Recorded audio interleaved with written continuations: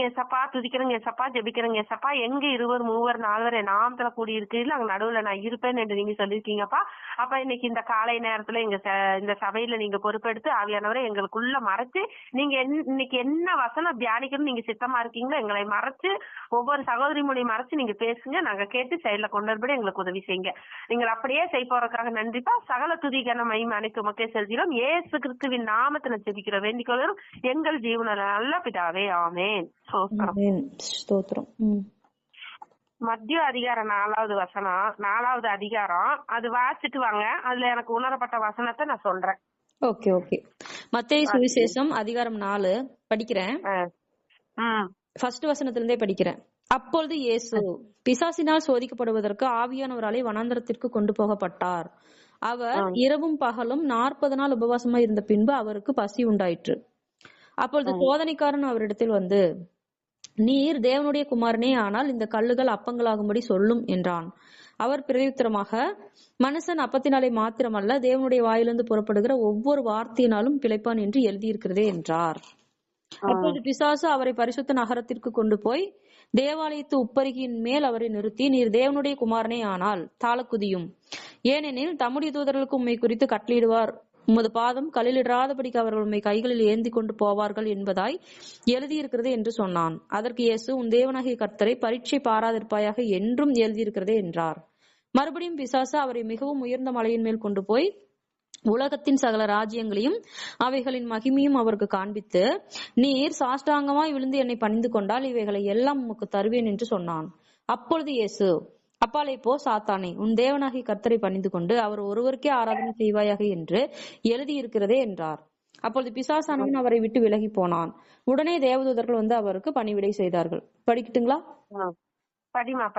Okay okay.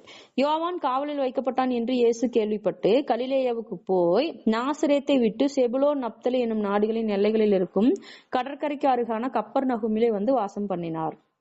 கடற்கரை அருகிலும் யோர்தானுக்கு அப்புறத்திலும் உள்ள செபுலோன் நாடும் நப்தலி நாடும் ஆகிய புறஜாதியருடைய கலிலேயாவிலே இருளில் இருக்கும் ஜனங்கள் பெரிய வெளிச்சத்தை கண்டார்கள். மரண இருளின் திசையில் இருக்கிறவர்களுக்கு வெளிச்சம் உதித்தது என்று எசாயா தீர்க்கதரிசியினால் உரைக்கப்பட்டது நிறைவேறும்படி இப்படி நடந்தது. அப்படி இந்த வசனத்துல எனக்கு உணரப்பட்டது சொல்றேன். அதாவது ஏசப்பா வந்து நம்ம மத்திய 4வது அதிகாரத்துல இருந்து தியானிக்கும் போது ஏசப்பாவா சுவிசேஷத்துக்காக அவர் நமக்காக பாடுபடுறத குறித்து 40 நாள் உபவாசம் போட்டு நமக்காக தான், இதெல்லாமே நமக்காக தான் அவர் வந்து மனிதரா வந்தது, நமக்காக தான். அந்த உபவாசம் நமக்காக தான். தேவன்கிட்ட போய் அவர் என்னென்ன வேண்டுனாருன்னு நமக்கு தெரியாது. அவர் ஜெபம் பண்ணிட்டு வெளியில வரும்போது பிசாசுனால ஒரு சோதனை வருது. இப்ப நம்மளும் அப்படித்தான். நம்ம வந்து முற்காலத்துல விக்கிரத்துல உளுந்து கடந்து முழுகி கடந்த நம்ம என்னைக்கு ஏசப்பாவை தெரிஞ்சு கொள்ளும் போது பிசாசானவன் நமக்கு ஒரு சோதனைக்கு கொண்டு வர ஆரம்பிக்கும் போது நம்ம ஒரு ஜெபம் பண்ணி பண்ணி பண்ணி பண்ணி விடுதலையாகி வந்துட்டோம். ஓகேவா? அப்போ விடுதலையாகி எல்லா சோதனையில இருந்து நம்ம வச்சுக்கிட்டு தான் இருக்காரு. எனக்கு இந்த இருள்னு சொன்ன வார்த்தை எப்படி உணரப்பட்டுச்சுன்னா, நம்ம முற்காலத்துல இருளின் மரண பயத்துல கடந்தோம். எப்படி இருந்தோம்? இருளும் என்கிற ஒரு பயத்துல மரணம், எதுக்கெடுத்தாலும் பயம். இதாயிருமோ அதாயிருமோ, ஐயோ இப்படி ஆயிருமோ. ஏன்னா நமக்கு இயேசு என்கிற பேரே நமக்கு தெரிஞ்சாலும் அவர் மெய்யான தெய்வங்கிறது நமக்கு தெரியாது. நம்ம போய் கல்லையும் மண்ணையும் மரத்தையும் இப்படித்தான் நம்ம கும்பிட்டு வழிபட்டு வந்துட்டு இருந்த நம்மளுக்கு இன்னைக்கு இருளா இருந்த நம்ம அந்த மரணத்துல இருந்து அந்த மாதிரிதான் அந்த யுதா தேசத்துல இருக்கிற எல்லா ஜனங்களும் இருள கிடக்குறாங்கன்னு மகா பெரிய ஒரு வெளிச்சத்தை கண்டாங்க. நான் ஜெபிச்சு ஒப்பு கொடுத்தது எப்படி தெரியுமா? இன்னைக்கு காலையில, ஏசப்பா இந்த இருளான கண்கள் இருக்குது இல்ல ஏசப்பா, எல்லா மனக்கண்களை திறந்து அந்த இருளான கண்களை எடுத்து போட்டு வெளிச்சமான அந்த மனக்கண்களை திறந்து கொடுங்கப்பான்னு சொல்லி நான் ஜெபத்துக்கு இன்னைக்கு ஒப்பு கொடுக்கும் பொழுது இந்த வசனத்தை எனக்கு இன்னைக்கு கொடுத்தாரு ஏசப்பா. அப்போ அந்த இருளா இருக்கிற மனுஷன் நம்மளும் தான். நம்ம இன்னைக்கு வெளிச்சத்தை கண்டு இன்னைக்கு அவரோட ஆறுதலோட பிரவேசத்தோட அவரோட நம்ம இருக்கிறோம். இன்னைக்கு இன்னி ஏசுங்கிறது தெரிஞ்சு அவர் தான் மெய்யான தெய்வங்கிறது தெரிஞ்சு அவருக்குள்ள வர்றதுக்கு மனதில்லாம நாங்க இருள்லயே இருந்தாலும் பரவாயில்லன்னு இருள்ல கிடக்கிற மனுஷங்க அப்படியே இன்னைக்கு வரைக்கும் இருக்கிறாங்கன்னு எனக்கு இந்த வசனத்துல உணரப்பட்டுச்சுப்பா. ஏன்னா நம்ம இருள்ல இருந்து எத்தனையோ வருஷங்கள் எத்தனையோ காலங்கள் நம்மள அந்த இருளையோ அந்த மரணம் ஒரு பயம், அந்த மரண பயத்திலேயே இருந்த நம்மளுக்கு பெரிய வெளிச்சத்தை நம்ம கண்டு இன்னைக்கு விடுதலை ஆயிருக்கிறோங்கிறது இந்த வசனத்துல நான் உணரப்பட்டேன்ப்பா. கரெக்டுக்கா. ஏன்னா என் தங்கச்சி இருக்கா இல்லையா, சாந்தி, இப்போ இதுல ஃபயர் ஆக்சிடென்ட் ஆனா அந்த சகோதரி கிட்ட எல்லாம் நான் போய் சொல்லும் பொழுது கூட எனக்கே சொன்ன போது நானும் அப்படித்தான் போனேன். நான் நான் கும்பிடுற சாமி விட இயேசு சாமி என்னை காப்பாத்திடுவாரான்னு கேட்டவதான் நல்லா. இன்னைக்கு இந்த மகளை வேணும்னு தெரிஞ்சு எடுத்து இன்னைக்கு அவருக்காக பயன்படுத்திட்டு இருக்கிறது போல இன்னைக்கு சாந்தி என்கிற அந்த சகோதரிய கூட அந்த இருள்ல போய் விழுந்தாலும் நீ 2 கை உடையவனா பார்த்து நீ போய் அந்த நகரத்துல விழுகிறது பார்க்கலும் ஒற்றை கை உடையவனா என்னோடு இருன்னு இன்னைக்கு சொல்லி இன்னைக்கு அந்த மகளை அழகா அந்த குடும்பத்தை தொற்றுக்கிறப்போ எனக்கு அந்த மகளை குறித்து நினைக்க நினைக்க அந்த வசனம் நான் இன்னைக்கு அந்த வசனத்தை கொண்டு எதுக்கு அந்த இதை ஒப்பு கொடுத்து செதுக்க வச்சாருன்னு எனக்கு தெரியல. ஆனா இன்னைக்கு இந்த காரியத்தை குறித்து நான் ஒப்பு கொடுத்து செதுக்கும் போதுதான் இந்த வசனம் எனக்கு இன்னைக்கு கொடுத்தாரு சங்கீமா. இதுல உங்களுக்கு உணரப்பட்டது யாருக்கு உணரப்பட்டாலும் நீங்க வெளிப்படுத்தி சொல்லுங்கப்பா.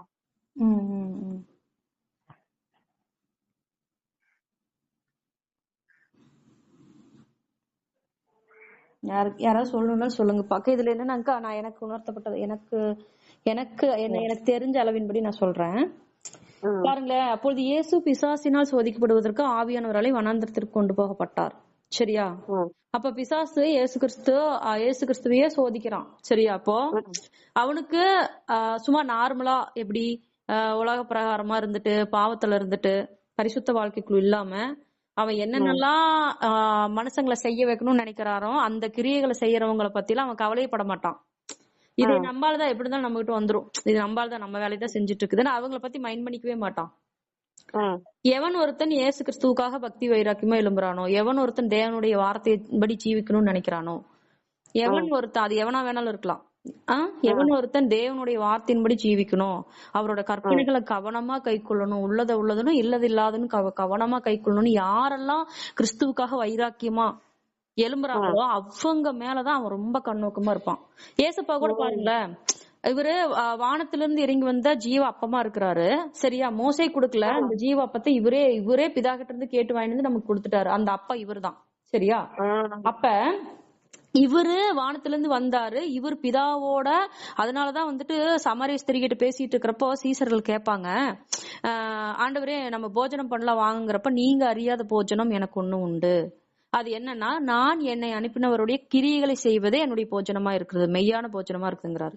அப்ப இவரு முழுக்க பிதாவோட சித்தத்தை நிறைவேற்றணுங்கிறதுனாலதான் சரியா இவரையுமே ஒரு ஸ்டேஜ்ல சோதிக்கிறான். சோதிச்சுட்டு அந்த சோதனையில இவர் ஜெயத்தை எடுக்கிறப்போ சில காலம் அவரை விட்டு சில காலம் தான் போடப்பட்டிருக்கு. அப்ப கடைசியில யூதாஸ் காரியத்தோட இருதயத்துக்குள்ள போயிட்டு சாத்தான் புகுந்தான் அப்படின்னே வசனம் இருக்கு இல்லையா? சாத்தான் புகுந்துதான் போய் காட்டி கொடுக்கறான், அப்புறம் எல்லாமே நடக்குது. சரிங்களா? அப்படி இருக்கிறப்போ ஒரு தேவ குமாரரையே பிசாசு சோதிக்கும் பொழுது, சரியா, அவரு பிதாவினோட சித்தத்தை செய்ய வரும்பொழுது அவரையே சோதிக்கும் பொழுது, நம்மளும் உலகத்துல இருக்கிற நம்மளுக்கும் அவருடைய வார்த்தையின்படி நம்ம ஜீவிக்க வரும் பொழுது கண்டிப்பா சோதனைகள் உண்டு. ஆனா திராணிக்கு மிஞ்சின சோதனைகள் மட்டும் ஒருபோதும் கிடையாது. சரியா? இப்போ எனக்கு என்னத்தை கொடுத்தா நான் தாங்குவேன், என்கிட்ட ஒரு 5 கிலோ ஒரு பை கொடுத்து நடந்து ஒரு 1 கிலோமீட்டர் போனா நான் போயிருவேன். இதுவே இன்னொருத்தங்கிட்ட கொடுத்து நடந்து போன்னு சொன்னா அவங்களால போக முடியுமா அப்படிங்கறது ஆஃப்டர் ஆல் மனுஷங்களா இருக்கிற நம்மளே கெஸ் பண்றோம். எப்படி போய் அவன் அது சின்ன குழந்தையா இருக்கு, அது போய் தூக்கிட்டு நடக்குமா அவ்வளவு தூரம் அப்படி நம்ம யோசிப்போம்ல.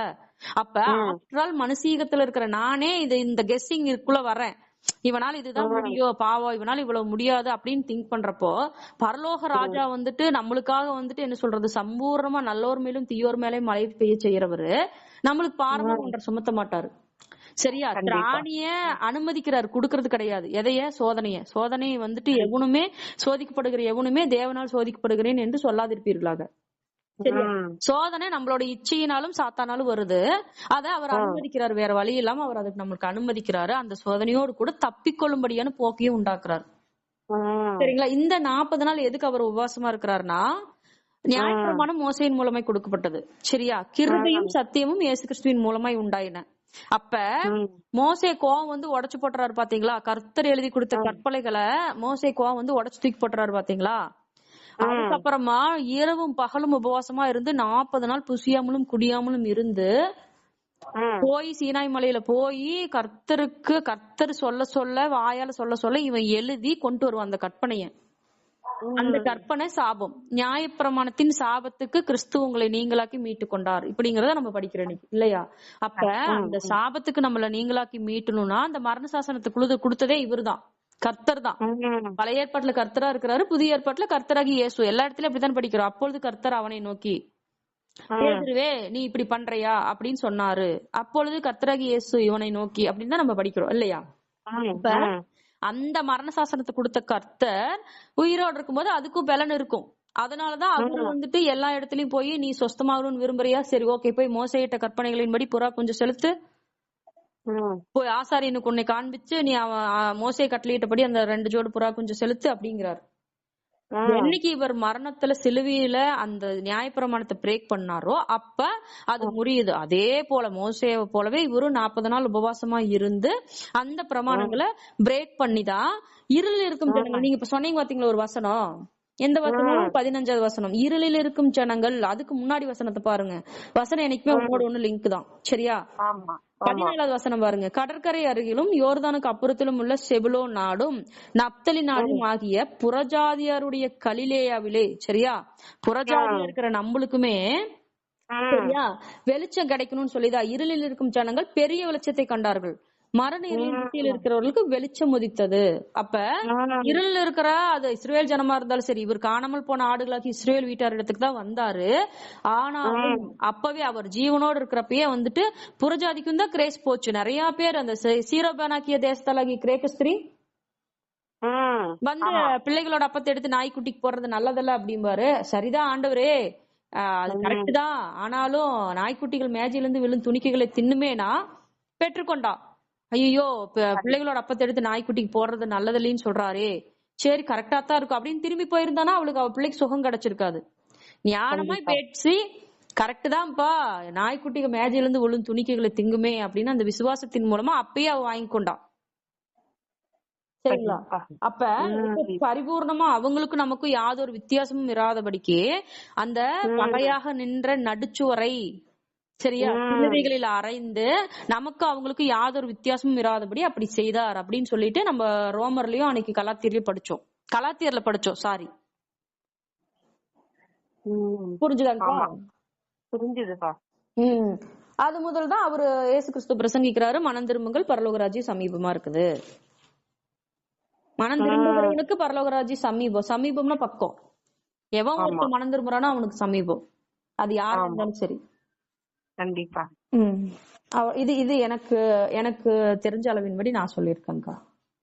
விஜயமா, இதுல உங்களுக்கு ஏதாவது உணரப்பட்டது நீங்க சொல்லுங்க.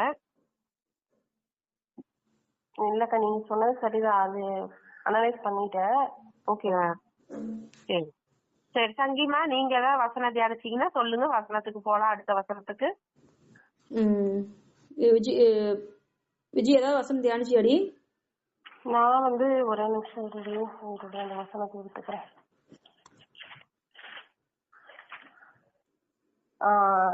இதுல அந்த லூக்கா 13 ஒரு சின்ன வசனம் மட்டும் தியானிச்சேன். அத லூக்கா 13ஆம் அதிகாரம் 6ல இருந்து 9 வரைக்கும். ஒரே நிமிஷம் எடுத்துக்கிறோம்.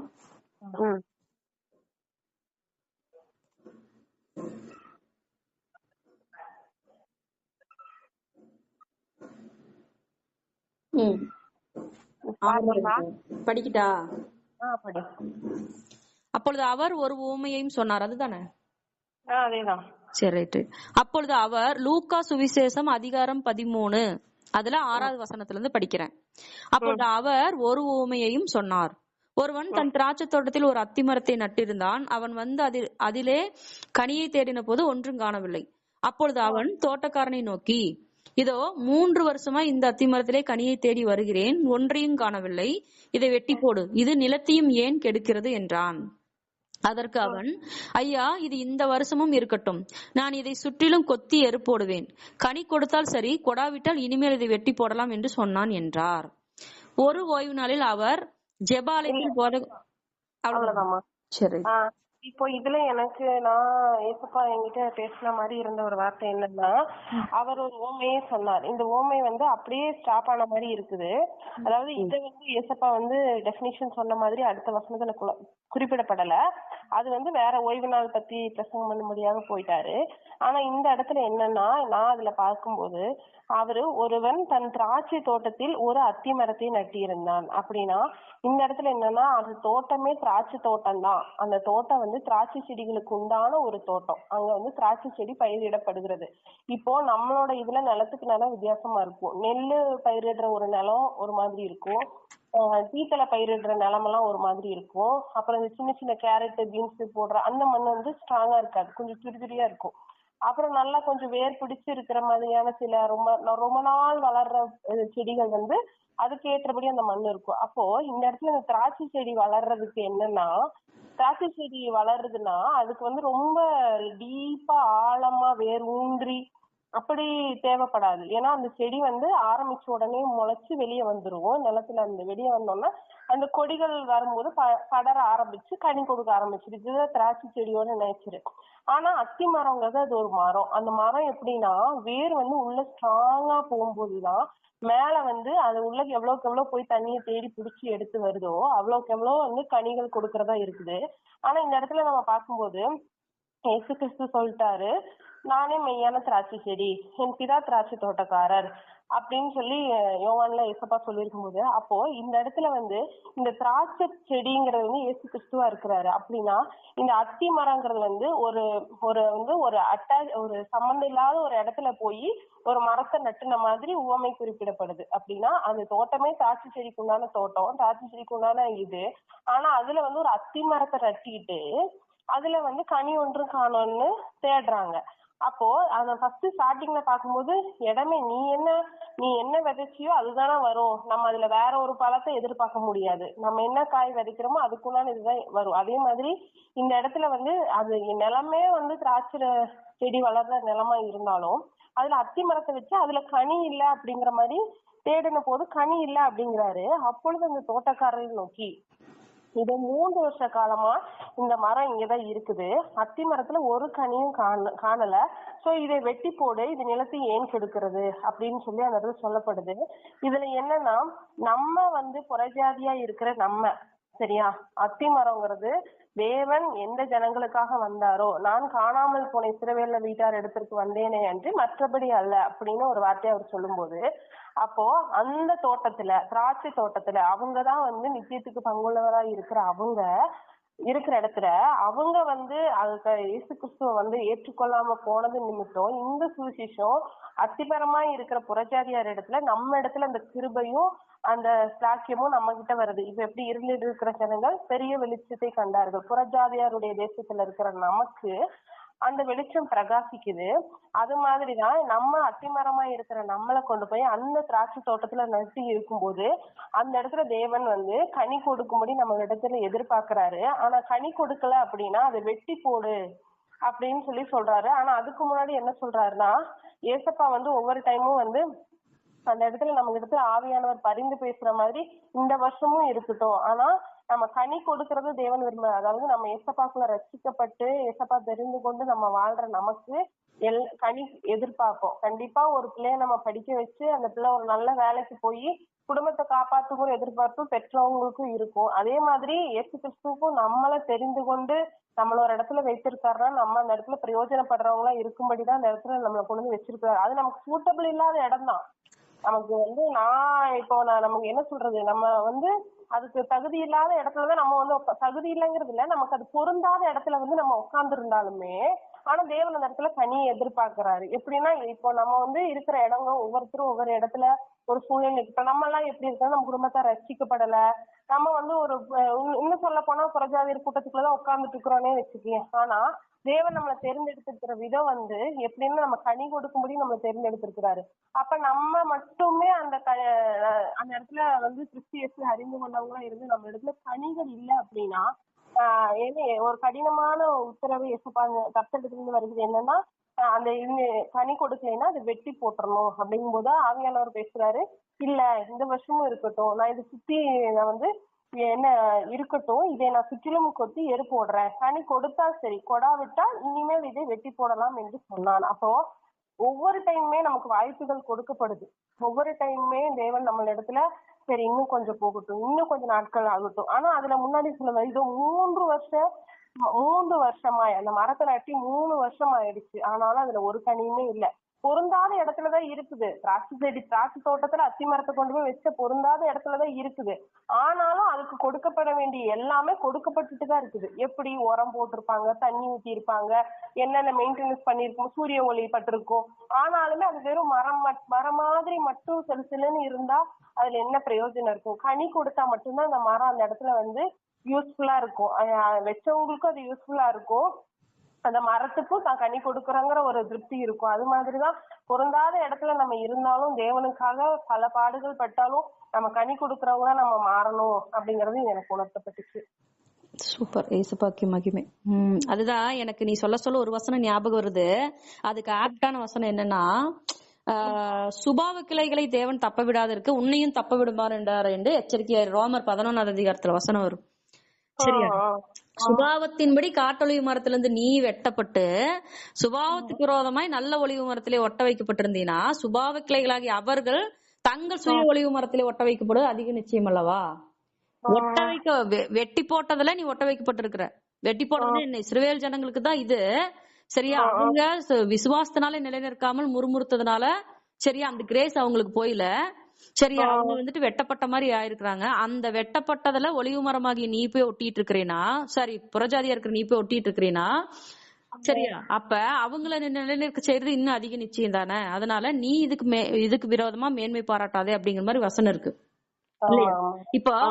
இப்ப அவங்க விழுந்ததுனாலதான் இஸ்ரவேலர்கள் அநேகர் விழுந்ததுனாலதான் புறஜாதியா இருக்கிற கிரேஸ் நம்மளுக்கு. பவுலே ஒரு இடத்துல சொல்றாரு, ஃபர்ஸ்ட் சுவிசேஷத்தை நான் உங்களுக்கு தான் அறிவிக்கிறதுக்கு வந்தமாக்கோ, நீங்க அதை தள்ளி நித்திய ஜீவனுக்கு அபாத்திரமா போனங்காட்டி நாங்க வந்து இது முதல் புறஜாதியர் நாட்டுக்கு போறோம். எங்க காலில் இருக்கிற தூசி கூட உதறி போட்டுட்டு நாங்க புறஜாதியர் நாட்டுக்கு போறோமாக்கோம் அப்படிங்கிறாரு. சரியா? அப்ப கிரேஸ் ஃபுல் அண்ட் ஃபுல் அப்கிரேடா வந்துட்டு இஸ்ரவேல் ஜனங்களுக்கே தான் போய் சேர்ந்தது. சரியா? ஆனாலும் அவங்க கிட்ட அநேக பேர்த்துல அவர் வந்துட்டு பிரியமா இல்லாதது காரணம் அவங்க வந்துட்டு முறுமுறுக்கிறதுனாலயும் சரியா தேவனை சோதிச்சுட்டே இருக்கிறதுனாலயும் தான் வனாந்தரத்துல அழிக்கப்படுறாங்க. சரியா? சுபாவத்தின்படி காட்டு ஒளிவு மரமா இருக்கிற நீயே சரியா நீ வந்துட்டு அந்த நல்ல ஒளிவு மரத்துல இப்படி ஒட்ட வச்சீனா இதுக்கு அதுக்கும் பங்குள்ளவன்னு சொல்லுவாரு. நல்ல ஒளிவு மரத்துல ஒட்ட வைக்கப்பட்டதுன்னா சரி அவங்க ஒளிவு மரத்திற்கும் இதுக்கும் சாரலா இருக்கிற அவங்க அதுல ஒட்ட வைக்கப்படுவது அதிக நிச்சயமே. வசனம் இருக்குதுல அந்த மாதிரி வந்துட்டு இப்போ அந்த வசனத்துல இன்னும் கொஞ்சம் டெப்தா எனக்கு உணர்த்தப்பட்டது என்னன்னா, இப்போ விஜய் சொன்னது வந்துட்டு ரொம்ப எக்ஸாக்டா சொல்லி இருக்கிறோம். ஏன்னா அதுவே திராட்சை மட்டும்தான், மரம் தான். சரியா? ஏன்னா நம்ம விவசாயிகளா இருக்கிறதுனால மேபி எனக்கு அதை பத்தி கொஞ்சம் ஐடியா இருக்கு. எப்படின்னா இப்ப கடலை போட வேண்டிய இடத்துல கடலை தான் போடுவாங்க. அந்த வாய்க்கால்ல மட்டும்தான் வெங்காயம் ஊனுவாங்க. ஏன்னா இதுக்கு அதுக்கு ஈக்குவலா சத்து போகுங்கிறதுக்காக. சரியா? இப்ப திராட்சை தோட்டத்துல போயிட்டு அத்தி மரத்தை நட்டு இருந்தா திராட்சை தோட்டம் மேபி முன்னாடியே பலன் கொடுக்கலாம். ஆனா அத்தி மரம் குடுக்கறதுக்குன்னு ஒரு சீசன் இருக்கும்ல. சரியா? அந்த சீசன்ல அது கொடுக்கும். ஆனாலும் கொடுக்கப்படுறதுக்கு அதுக்கு காலம் கொடுத்து குடுக்கலங்கிறதுனாலதான் அந்த இடத்துல கொஸ்டினே வருது. சரியா? 3 வருஷம் ஆச்சு வச்சு சரியா இன்னும் கனி கொடுக்கலன்னா மேபி அந்த 3 வருஷத்துக்குள்ள குடுக்கணுங்கிற மாதிரி ஒரு சூழ்நிலையில இருக்கிற கனி மரமா தான் இருந்திருக்கும் அது. சரியா? 3 வருஷம் ஆச்சு கனியை கொடுக்கல, வெட்டி போட்டுரு. ஏன்னா நல்ல கனி கூட கூடாத மரம் எல்லாம் வெட்டுண்டு அக்னியிலே போடப்படும். சரியா? அப்பதான் ஆவியானவர் பரிந்து பேசுறாரு, இருக்கட்டும் இந்த 1 வருஷமும் இருக்கட்டும், சுத்திலும் கொத்தி எரு போடுவோம்னா நான் கண்டிச்சு உணர்த்தி பாவத்தை குறிச்சும் நியாயத்தை குறிச்சும் நீதி குறிச்சும் கண்டிச்சு உணர்த்தி நெத்திய வலையில நடத்தி எப்படியான கனிகள் கொடுக்கற தக்க எல்லா சூழ்நிலையும் ஏற்படுத்தி கொடுக்குறேன். சரியா? அப்பவும் கொடுக்கலைன்னா ஓகே நீங்க சொன்ன மாதிரி பண்ணிடலாம் அப்படிங்கிறாரு. கரெக்ட். அதுவே நம்மளுக்கு அதேதான்.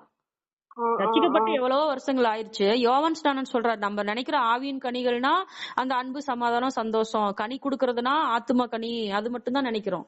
யோவான் ஸ்நானன் ஸ்டார்டிங்ல ஃப்ரம் த பிகினிங்லயே ஸ்பீச் கொடுக்கறாரு. என்னன்னா மனம் திரும்புதலுக்கு ஏற்ற கனிகளை கொடுங்கள். அப்ப மனம் திரும்புவதும் ஒரு கனிதான். சரியா? கனிகள் ஏகப்பட்ட கனி இருக்குது கிறிஸ்துவுக்குள்ள.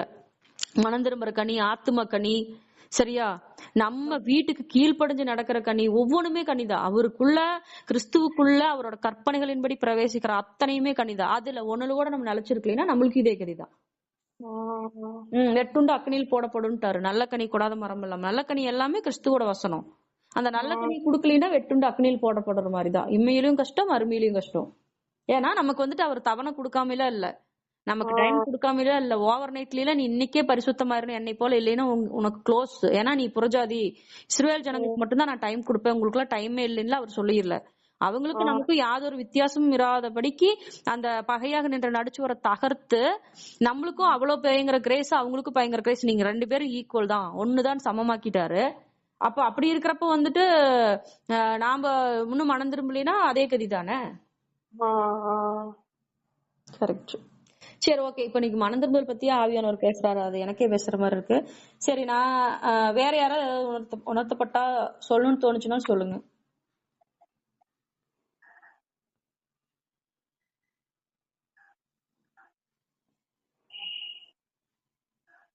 ஹலோ, இருக்கிறோமா? இருப்பீங்கடா, அதாவது உணர்த்தப்பட்டுச்சான்னு கேட்டேன். யாராவது சொல்லுவாங்கன்னு பாக்குறேன், யாரும் சொல்ல. சரி, ரைட். சரி, நம்மளோட சிந்தனைகள் இப்போ நீ மனம் திரும்புதல் பத்தி அழகா சொல்லிட்ட. சரியா? அக்கா வந்துட்டு இருளில் இருக்கிற ஜனங்களுக்கு எப்படிப்பட்ட வெளிச்சத்தை நம்ம பாத்துட்டோம் அப்படிங்கறத குறிச்சு பேசினாங்க. இப்ப அது எல்லாமே உன்னோட ஒன்னு லிங்கா வர மாதிரியே எனக்கு ஒரு ஃபீல் ஆகுது. இப்போ மனம் திரும்பணும், மனம் திரும்புறதுக்கு நம்மளோட சிந்தைகள் எப்படி இருக்கணும், சரியா? அதை பத்தி பாத்துருவோமா? நம்ம எதையெல்லாம் சிந்திக்கணும் அப்படிங்கறத பாத்துக்கலாம். பிலிப்பியர் அதிகாரம் 2.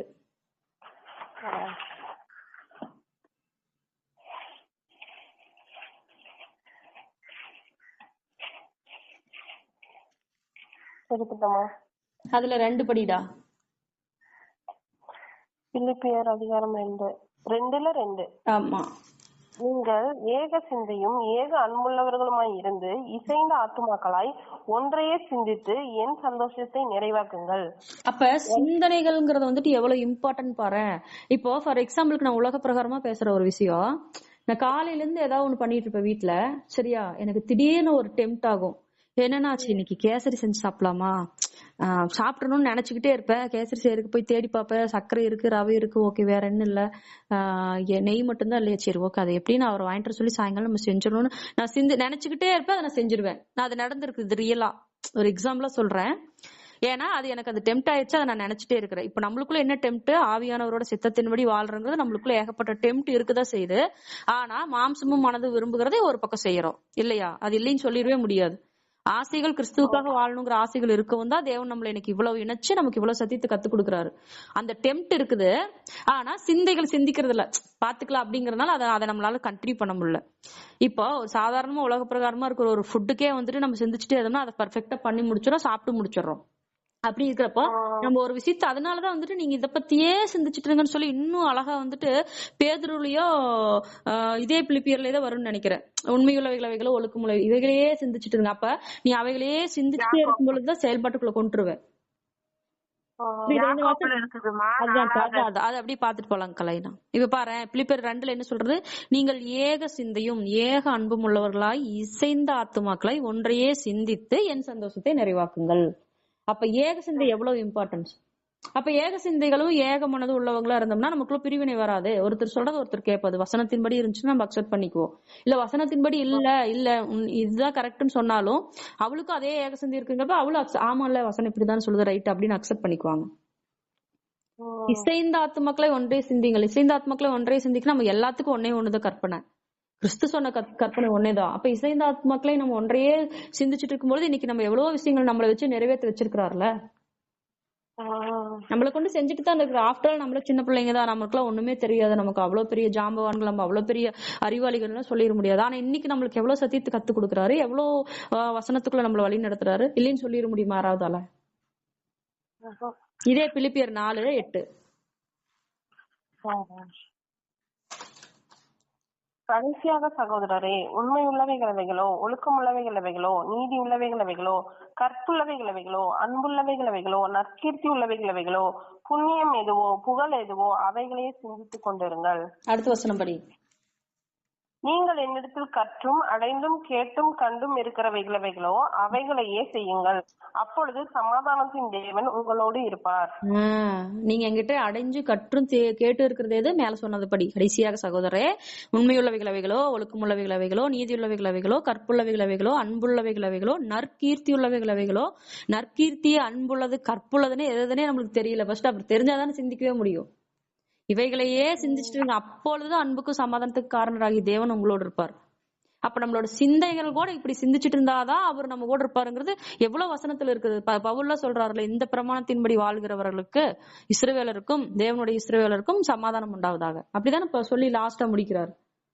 அப்ப சும்மா நம்ம எனக்குள்ள சமாதானமே இல்ல, எனக்குள்ள வந்துட்டு ஒரே போராட்டமா இருக்குதுன்னா அப்புறம் இப்ப இந்த பிரமாணத்தின்படி வாழ்றவனுக்கு அது கிடைக்கும்ட்டாரு. அப்ப இந்த பிரமாணத்தை கை கொள்ளாம இருக்கிறது, சிந்திக்காம இருக்கிறதும் ஒன் ஆஃப் த மிஸ்டேக் தானே. திமோத்தேயு 4.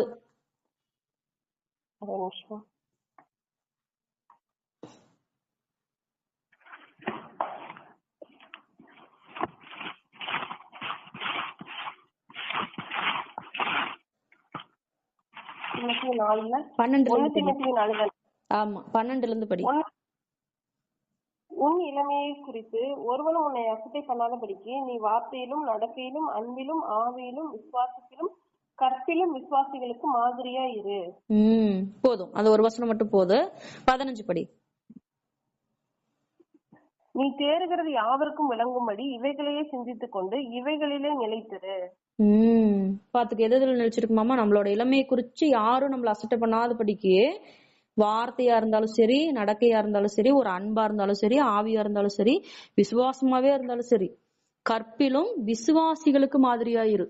சரியா? இவைகளையே நீ சிந்திச்சுட்டு சரியா? நீ தேறி இருக்கிற பத்தியா, அது யாவருக்கும் எப்படி இருந்தா முன்னாடி இப்ப எப்படி என்னமா வசனம் பேசுறா தெரியுமா, வாய்ப்பே இல்லடி, அவ பேசுற வசனங்களா கேட்டா அப்படி இருக்குது அப்படின்னு சொல்ற அளவுக்கு நீ தேறுகிறது யாவருக்கும் விளங்கும்படி நீ அப்படி சிந்திச்சுட்டு அந்த மாதிரி இதுக்குள்ள இருந்தீங்கன்னா தான் உன்னால் தேர்வே முடியும் அப்படிங்கறதையும் கூட இந்த திமோத்தேயு வசனத்தின்படி நமக்கு கத்து கொடுக்குறாரு. அது கடைசி 2 வசனம் சொல்லி முடிச்சுக்கலாம். அதே 2 திமோத்தேயு 2.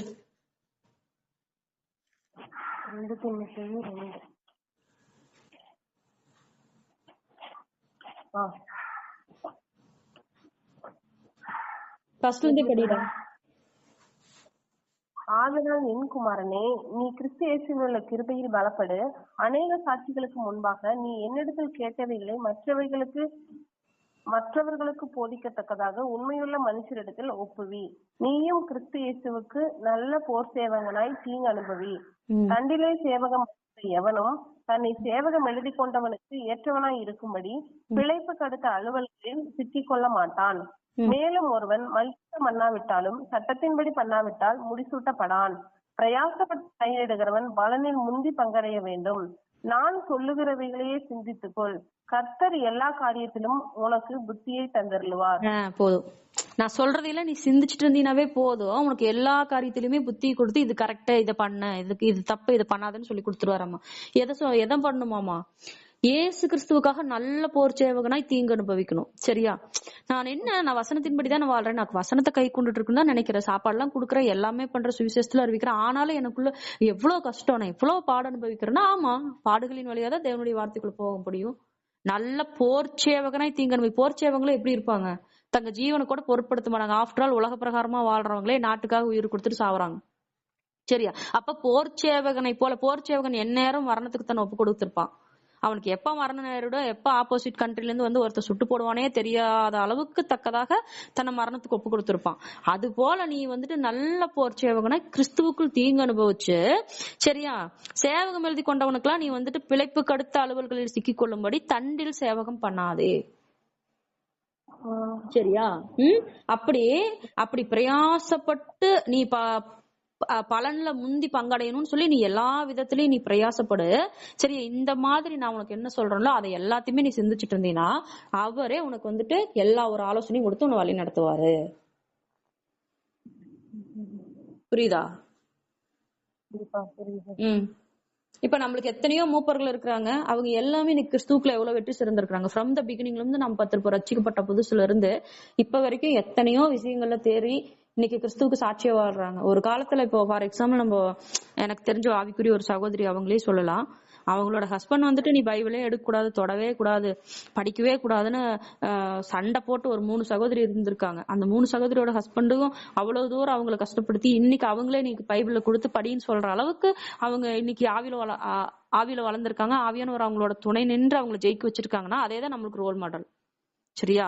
எபிரேயர் 13:7 இதோட முடிச்சுக்கலாம். எபிரேயர் 13.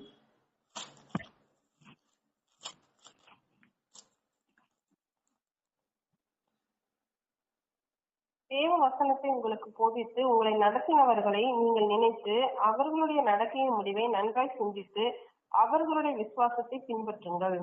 அடுத்த வசனம் ஒண்ணு மட்டும் படிச்சிரு. இயேசு கிறிஸ்து நேற்றும் இன்றும் என்றும் மாறாதவராய் இருக்கிறார். தேவ வசனத்தை உங்களுக்கு போதிக்கிறாங்க பாத்தியா?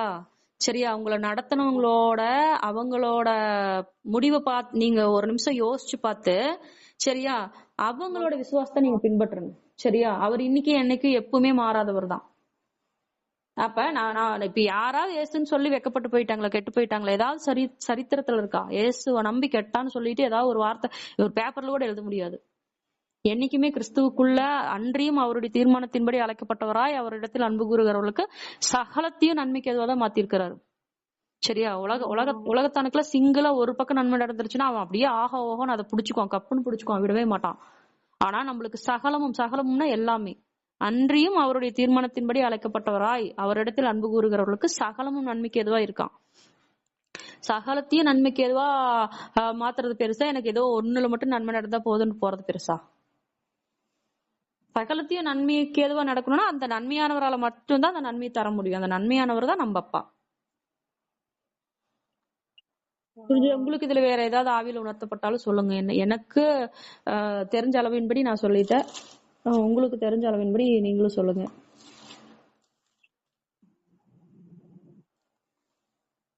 நான் ஒரு சாட்சி கேட்க அதை மட்டும் ஷேர் பண்றேன். இப்ப நீ சொன்னதுனால எனக்கு அந்த சாட்சி ஞாபகத்துல வந்ததுனால சொல்றேன். ஒரு இங்க ஒரு பையன் வந்து வேலையே கிடைக்கல, எந்த ஒரு வேலையுமே கிடைக்கல. அதுக்காக அவன் ரொம்ப நாள் உபவாசம் பண்ணி ஜெபிக்கிறான், ஏசப்பாட்ட கேக்குறான், எப்படியாவது எனக்கு ஒரு வேலைக்கு ஏற்பாடு பண்ணித்தாங்கன்னு சொல்லி இன்டர்வியூ எல்லாம் போறான். நிறைய ஃபெயிலியர்னு வருது.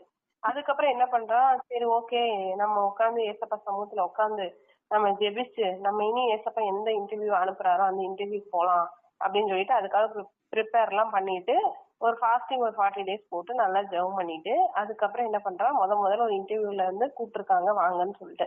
அப்ப அந்த போற இடத்துக்கு வந்து 2 ட்ரெயின் தான், காலையில ஒரு ட்ரெயின், அதை விட்டா மத்தியானம் ஒரு ட்ரெயின். இவன் என்ன பண்றான், அந்த காலையில ட்ரெயினுக்கு வேக வேகமா கிளம்பி போகும்போது இவன் போறதுக்கு ஒரு 10 செகண்டோ 20 செகண்டுக்கு முன்னாடிதான் அந்த ட்ரெயின் பாஸ் ஆகி போயிடுச்சு. அப்ப இவ்வளவு நாள் நம்ம வெயிட் பண்ணி இந்த மாதிரி ஆயிடுச்சு, என்ன பண்றதுன்னு தெரியலையே, ஏசப்பா இது என்ன எனக்கு சோதனை, எனக்கு இந்த ஒரு வேலை கண்டிப்பா கிடைச்சிரும், நான் உபவாசம் பண்ணி எல்லாம் ஜெபம் பண்ணி வெயிட் பண்ணிட்டு இருந்தேன், ஆனா இதை நான் மிஸ் பண்ணிட்டேனே. ஆனா என்ன டைம் வந்து அந்த டைமுக்கு போனாதான் அவன் இன்டர்வியூக்கு எடுக்கிற அந்த டைம்ல போய் அவன் ரீச் ஆக முடியும். அந்த ட்ரெயினும் மிஸ் ஆயிடுச்சு, என்ன பண்றதுன்னு தெரியலையேன்னு சொல்லிட்டு அந்த ஸ்டேஷன்லயே உட்காந்துட்டு ஜெபம் பண்ணிட்டு இருந்தான். இனி மத்தியான ட்ரெயின் தான், ஆனா மத்தியான ட்ரெயின்ல போனாதான் அவன் போகும்போதே லஞ்ச் டைம் ஆயிரும், இன்டர்வியூவும் முடிஞ்சிரும், செலக்டும் பண்ணிடுவாங்க. ஆனா ட்ரெயினை மிஸ் பண்ணிட்டான். என்ன பண்றதுன்னே தெரியல. ஏசப்பா நான் நல்லா ஜெபம் பண்ணிட்டு தானே வந்தேன், நான் எல்லாத்தையும் உங்ககிட்ட கேட்டுட்டு தானே வந்தேன், எனக்கு இப்படி ஒரு சூழ்நிலையா, சரி பரவாயில்ல, ஆனாலும் ஏசப்பா ஏதோ ஒரு நன்மை வச்சிருக்காருன்னு உட்காந்துட்டே இருந்தாராமா. இவனுக்கு பின்னாடி ஒருத்தர் வேகமா ஓடி வந்தாராம். அவரும் ட்ரெயின் மிஸ் பண்ணிட்டாரு, அதே ஸ்டேஷன்ல வந்து உட்காந்தானா, தம்பி இந்த ட்ரெயின்ல தான் நீங்க போகணுமா அப்படின்னு. ஆமாங்க இந்த ட்ரெயின்ல தான் போகணும், ஆனா நான் மிஸ் பண்ணிட்டேன் அப்படின்னு சொல்லி அந்த உட்கார்ந்து இருக்கிற கொஞ்ச நேரத்துல இவன் என்ன பண்ணானா, ஏசப்பா இவனுடைய லைஃப்ல நடந்த எல்லா விஷயத்தையும் சொல்லி அந்த ஆத்மாவை ரட்சிப்புக்கு எதுவா நடத்தினாராமா. அப்ப அந்த ஆத்மா உடனே மனம் திரும்பி இயேசு ஏற்றுக்கொள்ளும்படி தேவன் அவருடைய இருதயத்தை திறந்தாராம். இந்த மகன் மூலமா அந்த ட்ரெயின் மிஸ் பண்ண இன்னொருத்தருடைய இருதயத்தை திறந்து அந்த இடத்துல வந்து அவர் ரட்சிப்புக்கு ஏதுவான வசனங்களை கேட்டு ரட்சிக்கப்பட்டுட்டாரு. இருதயத்துல ஏற்றுக்கொண்டதுக்கு அப்புறம் மத்தியான ட்ரெயின் வந்துருச்சு. மத்தியான ட்ரெயின் வரும்போது சரி ஓகே இனி இந்த ட்ரெயின் தாண்டி நீங்க எங்க போறீங்க, இந்த ஸ்டேஷன்ல இறங்கணும் அப்படின்னு சொல்லி நானும் அங்கதான் போறேன், 2 பேரும் ஒரே ட்ரெயின்ல போயிடலாம் வாங்க அப்படின்னு சொல்லி கூட்டிட்டு போகும்போது அதே மாதிரி ட்ரெயின்ல ஏறி அந்த மத்தியான ட்ரெயின் தான், மார்னிங் ட்ரெயின் மிஸ் பண்ணியாச்சு, மத்தியான ட்ரெயின்ல போய் இறங்கும் போது சரி நீங்க எங்க போகணும்னு சொல்லி கேட்கும்போது நான் இந்த மாதிரி ஒரு அட்ரஸ் காமிச்சு இந்த கம்பெனில தான் இன்னைக்கு எனக்கு இன்டர்வியூ, அந்த இன்டர்வியூக்கு தான் நான் அட்டன் பண்ண போறேன் அப்படின்னு சொல்லி சொல்லும்போது அந்த இன்டர்வியூவை கண்டக்ட் பண்றதே நான் தான் அந்த ட்ரெயினை மிஸ் பண்ணிட்டேன், நான் அப்படி நினைச்சுதான் நான் ரொம்ப வருத்தப்பட்டேன். எனக்காக வெயிட் பண்றவங்க முன்னாடியே வந்து வெயிட் பண்ணிட்டு இருப்பாங்கன்னு நான் நினைச்சேன். ஆனா நான் தான் இன்டர்வியூ கண்டக்ட் பண்ற அந்த மேனேஜரே நான் தான். இது நான் அந்த கம்பெனில தான் அப்படின்னு சொல்லிட்டு அந்த மக்களை கூட்டிட்டு போய் அதுக்கப்புறம் அந்த இடத்துல வந்து எந்த ஒரு இன்டர்வியூமே இல்லாம இயேசு ஏற்றுக்கொண்டது நிமித்தம் அவருக்கு இன்டர்வியூ இல்லாம அந்த வேலையை கிடைக்கும்படி இயேசுப்பா செஞ்சாராம்.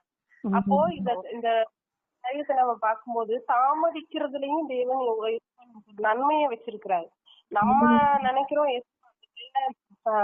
நம்மளுடைய வழிகள் வேற மாதிரி இருக்குல்ல. நான் நல்லா படிச்சுட்டேன், நான் நல்லா சாத்தியம் பண்ணிட்டேன், கண்டிப்பா எனக்கு இது கிடைச்சிரும் அப்படின்னு நம்ம ஒரு இதுல இருந்தாலும் அவருடைய வழிகள் வேற மாதிரி இருக்கு. இந்த தாமதத்தின் நிமித்தம் அந்த மேனேஜரையும் டிலே ஆக வச்சு கடைசியில அவங்க 2 பேரும் ஒரு 2 மணி நேரம் பேச வச்சு மத்தியான ட்ரெயின்ல புறப்பட வச்சு அதே கம்பெனில போய் அவர் செலக்ட் ஆகும்போது எஸ்எப்பா சிறப்பு செஞ்சாரு. அப்ப நீ இப்போ சொன்ன வார்த்தை எனக்கு ஞாபகம் வருது. அப்போ வெளிய இருந்து பாக்கும்போது நமக்கு என்ன தோணும், இப்படி முக்கியமான இதே ட்ரெயின் மிஸ் பண்ணிட்ட இந்த மாதிரி எல்லாம் ஆயிடுச்சுங்கிறத தோணும். ஆனா ஏசப்பா அதுல ஒரு நன்மையை வச்சு அந்த ஆத்மாவையும் ரட்சிப்புக்குள்ள நடத்தி அதே வேலையை அவருக்கு கிடைக்கவும் செஞ்சிருக்கிறாரு. அப்போ தீமைக்குதான் சகலமும் நன்மைக்கு எதுவாக நடக்கிறதுங்கிற அந்த வார்த்தை அந்த பர்சனோட லைஃப்ல அப்படியே நிறைவேறத பாக்குறோம். அதே மாதிரிதான் இப்ப நமக்கு ஏதாவது ஒரு காரியத்தை மாறுதலா ஒரு விஷயம் முடியுது அப்படின்னாலும் நம்ம அதை குறித்து சோர்ந்து போக வேண்டியது இல்ல. அதுலயே ஏசப்பா ஒரு நன்மையை வச்சு ஏதாவது ஒரு காரியத்தை செய்யும்படி வைப்பாரு அப்படிங்கிற மாதிரி. கண்டிப்பா கண்டிப்பாடா.